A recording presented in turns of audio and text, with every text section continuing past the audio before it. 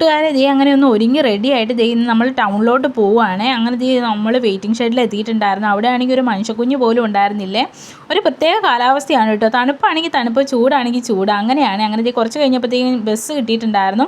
അങ്ങനെ ഞാനും ചേച്ചിയാണെങ്കിൽ ബസ്സിൽ കയറി ഇരുന്നപ്പോൾ തന്നെ അമ്മ വിളിച്ചിട്ടുണ്ടായിരുന്നേ, ഹാർട്സിൻ്റെ അവിടെ ഇറങ്ങണമെന്നും പറഞ്ഞുകൊണ്ട്. അപ്പോൾ ചേച്ചിയാണെങ്കിൽ അമ്മ എടുത്ത് സംസാരിച്ചുകൊണ്ടിരിക്കുകയായിരുന്നു. അങ്ങനെ ദേ നമ്മൾ അവിടെ എത്തിയിട്ടുണ്ടായിരുന്നു. അങ്ങനെ ദേ ഞാനും ചേച്ചിയാണെങ്കിൽ നടന്ന് പോയിക്കൊണ്ടിരിക്കുക. അതിൻ്റെ ഇടയിൽ ചേച്ചിക്ക് ഡയറിയും കുറച്ച് സാധനങ്ങളൊക്കെ വാങ്ങാണ്ടായിരുന്നു. അങ്ങനെ ആ കടയിലും കൂടി ഒന്ന് കയറി. ചേച്ചി അതാണ് കേട്ടോ ഈ നോക്കണത്.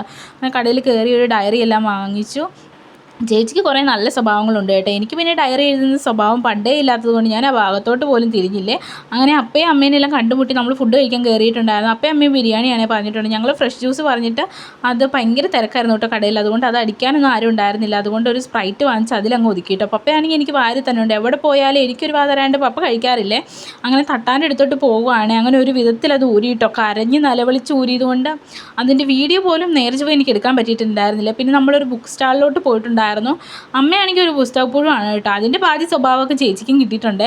അമ്മയുടെ കയ്യിൽ ഇഷ്ടം പടി പുസ്തകങ്ങളും ഒക്കെ ഉണ്ട് കേട്ടോ. അങ്ങനെ ഞങ്ങൾ വളർന്നു വന്ന് ഞങ്ങളതിൽ കൈവച്ച് തുടങ്ങിയ പിന്നെയാണ് പകുതിയും പോയത് കേട്ടോ. പിന്നെ വനിത കണ്ടേ, പണ്ട് പെണ്ണുങ്ങളുടെ ഒരു വികാരം തന്നെയായിരുന്നു കേട്ടോ വനിത. അങ്ങനെ നമ്മൾ അവിടുന്ന് കുറച്ച് സാധനങ്ങളെല്ലാം വാങ്ങിച്ചിറങ്ങിയിട്ടുണ്ട്. ഇനി എനിക്കാണെങ്കിൽ മൂക്കൂത്തി മാറാനും കൂടി ഒന്ന് പോകണം. അങ്ങനെ ഒരു മൂക്കൂത്തി എടുത്തിട്ടുണ്ട്. എൻ്റെ പഴയ മൂക്കൂത്തി എനിക്ക് ഭയങ്കര ഇഷ്ടമായിരുന്നു. അങ്ങനെ തണ്ടന് നീട്ടമുള്ളത് നോക്കി ഒരെണ്ണം എടുത്തിട്ടുണ്ട്.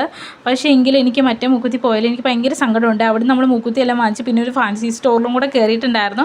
അവിടെ നിന്ന് റിബണൊക്കെ ചേച്ചിക്ക് എടുക്കാനുണ്ടായിരുന്നു. ഞാൻ അതിൻ്റെ ഇടയിൽ എൻ്റെ മൂക്കൂത്തി ഒന്നുകൂടെ നോക്കുന്നുണ്ട്. പക്ഷേ എനിക്ക് വലിയ ഇഷ്ടമായിട്ടില്ലായിരുന്നു കേട്ടോ. എൻ്റെ പഴയ മൂക്കൂത്തി കുഞ്ഞിച്ച് വാങ്ങിച്ചു തന്നുകൊണ്ടാണെന്ന് തോന്നുന്നു എനിക്ക് ഒന്നുകൂടി ഇഷ്ടമായിരുന്നു. അവിടെ നമ്മൾ ഓട്ടോ വിളിച്ച് നേരെ നമ്മൾ തൊടുപുഴ സ്റ്റാൻഡിലോട്ടാണ് കേട്ടോ പോകുന്നത്. ചേച്ചിക്ക് ഭയങ്കര സന്തോഷമാണ്. പപ്പയാണെങ്കിൽ ഓരോ കാഴ്ചകളൊക്കെ നോക്കിക്കൊണ്ടിരിക്കുകയാണ്.